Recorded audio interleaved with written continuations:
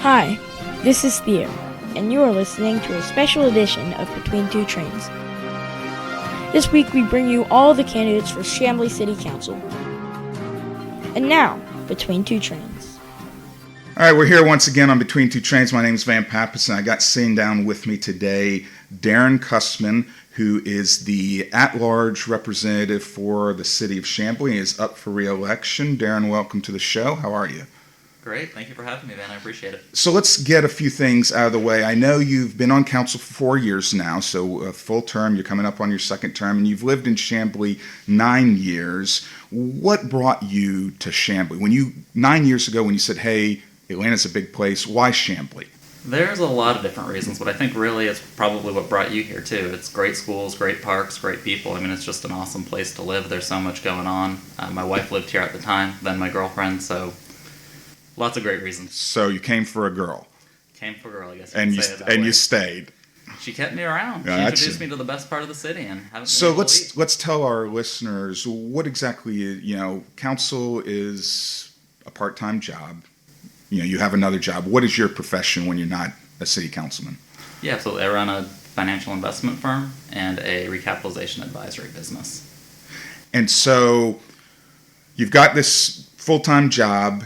You said 4 years ago, I want to run for office. What prompted that decision to run for office 4 years ago? About 7 years ago, I want to say maybe 6, I was serving on our architectural review board and seeing a lot of what was happening and all of the exciting things coming through. I thought the council at the time was doing a great job, but there were some things that I thought we could maybe do a little bit differently. And so I wanted to see those things happen, and I made a conscious decision to be a part of that movement. Well, let's change gears now for a second and talk about, we interview business owners, so I'm passionate about our business community. So let's talk a little bit about the business community, and let's start off with a simple question of, do you think Chamblee is business friendly? I think Chamblee's business friendly, but I think at times it can be hard to navigate the waters. Explain that. What do you mean by navigating the waters? Like what? Give an example. I think it's gotten better, but permitting can be cumbersome. I think there's not a lot of understanding, and so one of the things that we've really been trying to do is clean up some of that. We've got the newsletter going out and actually getting folks to help walk people through the process, because when entrepreneurs come in, they don't necessarily know where to go, or they're not familiar with the process. So I think that historically we haven't necessarily done the best job facilitating that, and I think we're getting better, and we'll continue to improve. So would that mean that you hope to, if you're reelected, to continue down that? Is that one of your things you want to focus on, is trying to make that process better? Absolutely, and even beyond that, to incorporate it into the physical environment. Well, we know you mentioned that you sat on ARB and you saw development, and obviously in the last 4 years we've seen a lot of development, and that's caused the valuations in our area for property to go up, and rents are rising. So, now that that's creating a challenge for the mom and pops, what do you think the city needs to do or focus on to try to help these businesses that have been here for a long time? They've been the backbone of our community, and now they're finding themselves possibly getting priced out of the area. Is there anything that you think the city should be doing to help that? I think that's a very broad conversation. I'm assuming that you're referring more to the brick and mortar businesses that are here versus the new ones coming in. And I think a big piece of that is making sure that they have a home in the city. It might not be where they were. We can't dictate where development's going per se. But as things change, we can make sure that our businesses have a place to be. It's something that we've talked about at length. We've worked on at length. I can go into examples, but I don't think we have probably the time here today to do so. So with all the commercial stuff that is getting developed, and we're here at 3411 co-working and right in the heart of stuff, there's definitely, wouldn't you agree, a problem with parking. We have limited parking in the area. It's becoming a big deal. What transportation alternatives do you see as the best solutions to solve that problem? I know we've gone through a transportation study and we've got that new plan. What do you think is the best solution to solve our parking problem? I think it takes collaboration, and it's one of the things that we're focusing on now, and frankly I think we're doing a pretty good job of focusing on. if we try and park every use that's here, we're going to have excessive amounts of parking, and there's no space for it. The value of real estate's too high. But if we can look at uses as they're coming in and make them complementary, then we can share parking and we can eliminate some of that. And that's been a big focus of mine and a big focus of this council's, and I know it's been a big focus of the DDA's as well. And I think that's probably the best path. We've also got the proximity to MARTA. We've got the TOD district to alleviate some of that. We've got the shuttle we're working on. We've looked at partnerships with Uber and Lyft and all of those for comfort. I was going to ask about Uber and Lyft. I believe there is in the current transportation plan for drop spots for Uber. Is that right?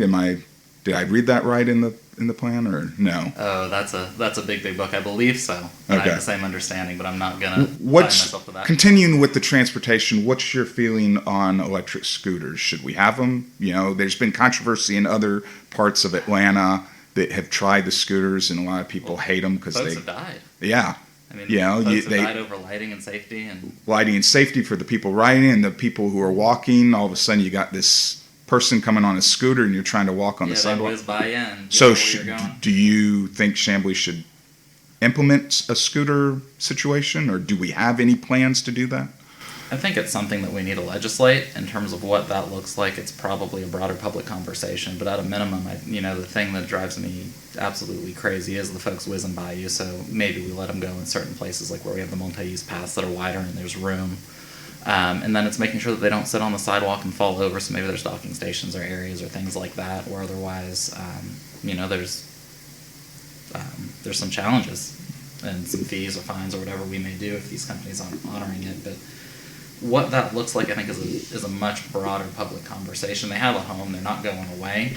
It's a matter of making sure that they're not dangerous and not there. If you go out to California, you've got a lot of the boardwalks, and you'll see it's a 8-10 foot wide path, and they'll have 4 lanes, not 2. They'll have you walking and you running, biking, scootering, skateboarding. It was skateboarding and biking back in the day. I haven't been there since scooters.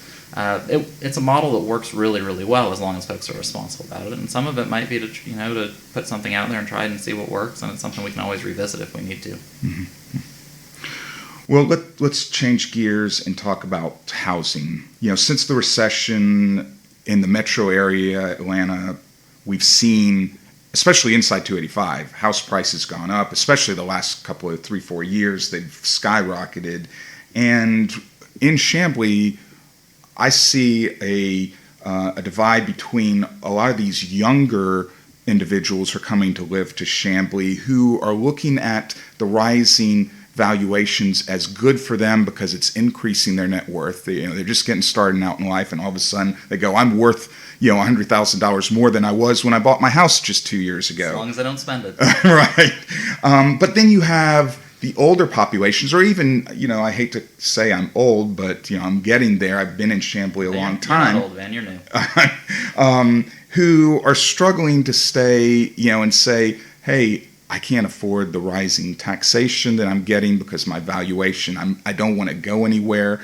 And, what solutions do you think we should support to support the increasing property values, but also ensure that our seniors and people who are planning on staying a long time are not priced out?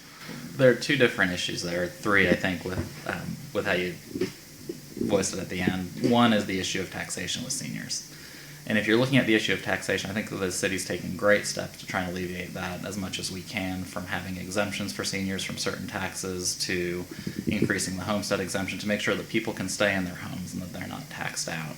If you're talking about availability and the ability to move up, move down, I think that's a broader conversation, and that's a conversation that really works more towards product as much as it does to price. If you look at price, we've got units coming on board or available anywhere from $200,000 to roughly $1 million. Yeah. There's a little bit of a gap, excuse me, in that $700,000, $800,000 range, but I don't think anyone's crying about that. So if you look at the availability of housing, we do have a pretty broad availability.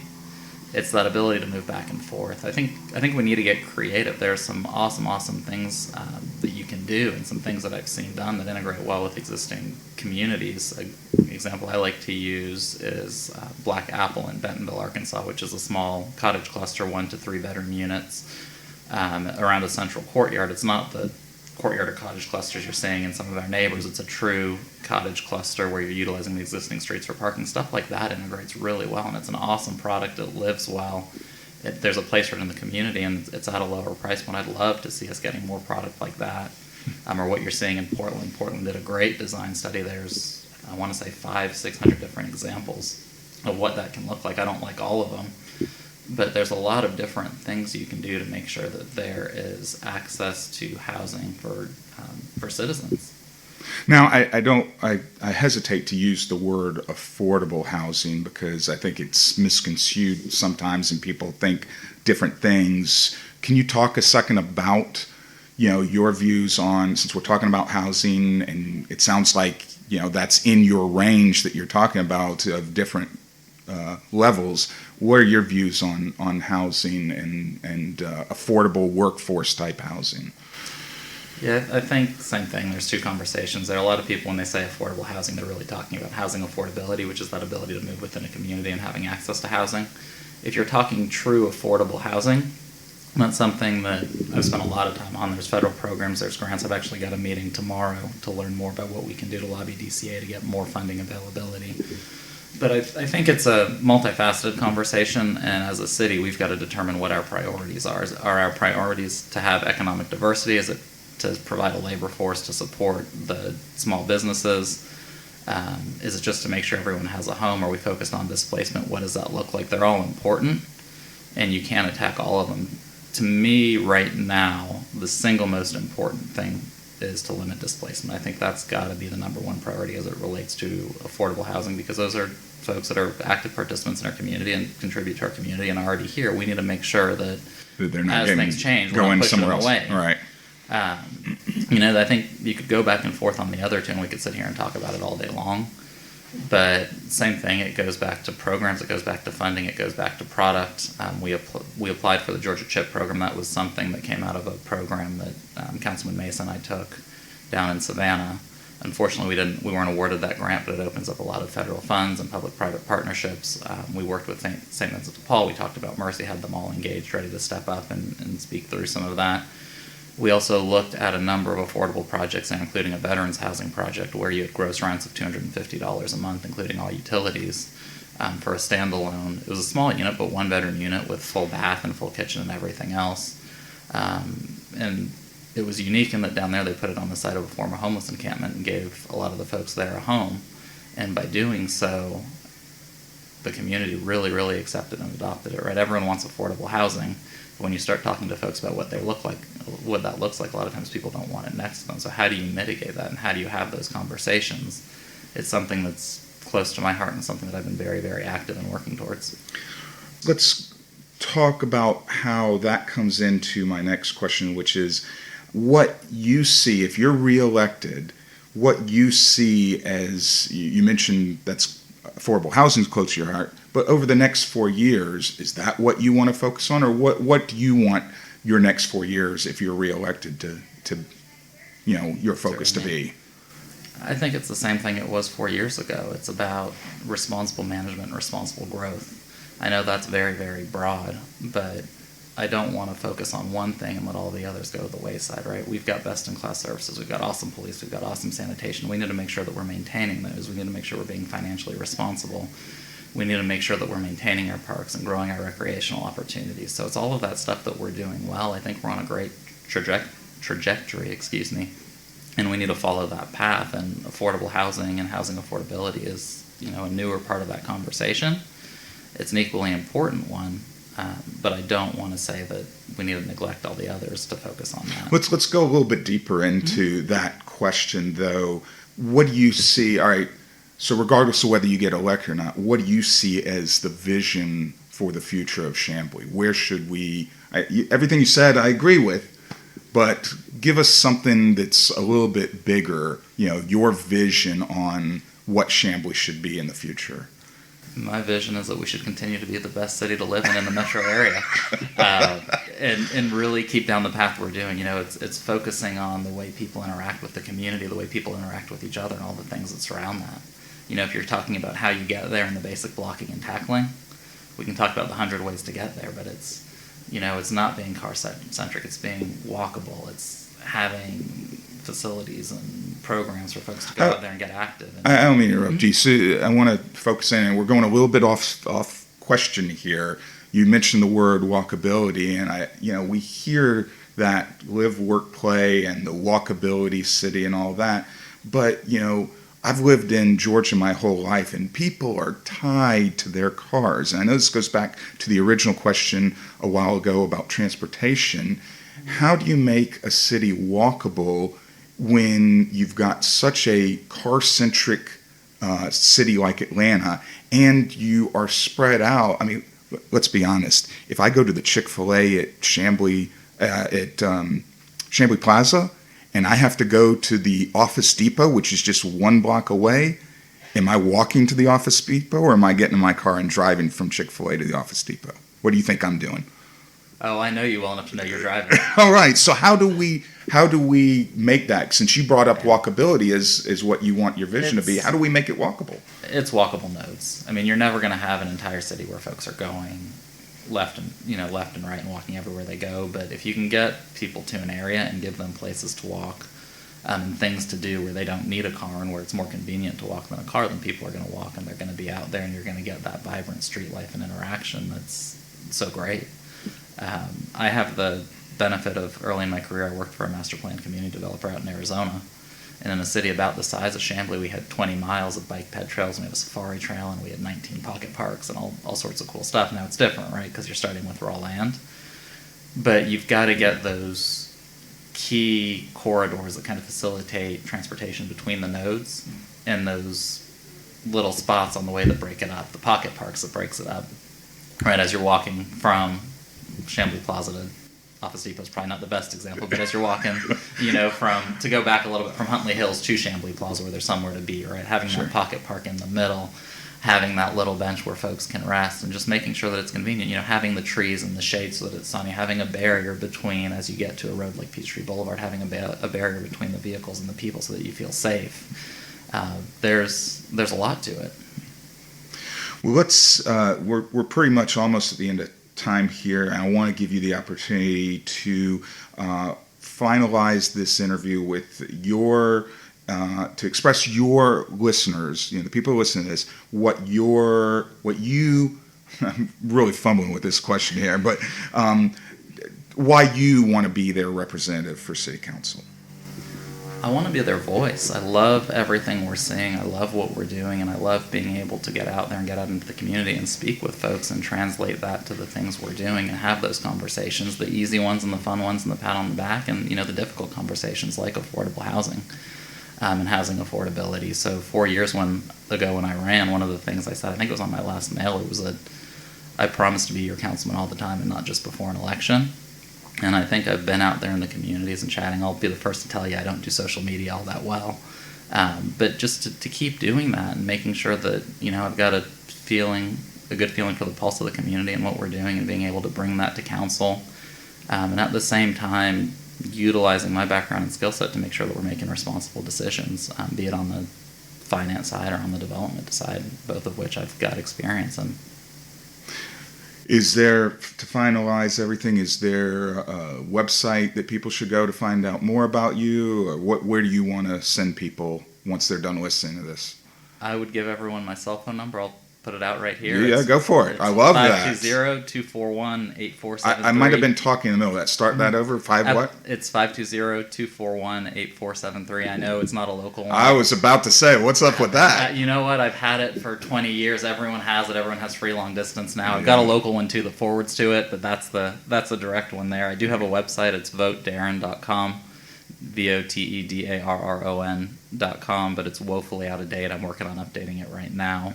So I would say call me anytime. I'm always here. Well, Darron, thank you for coming on the show. Good luck in November. We'll be watching very closely to see what the results are. And thanks again for coming on the show. Thank you for having me. I appreciate it. Anytime.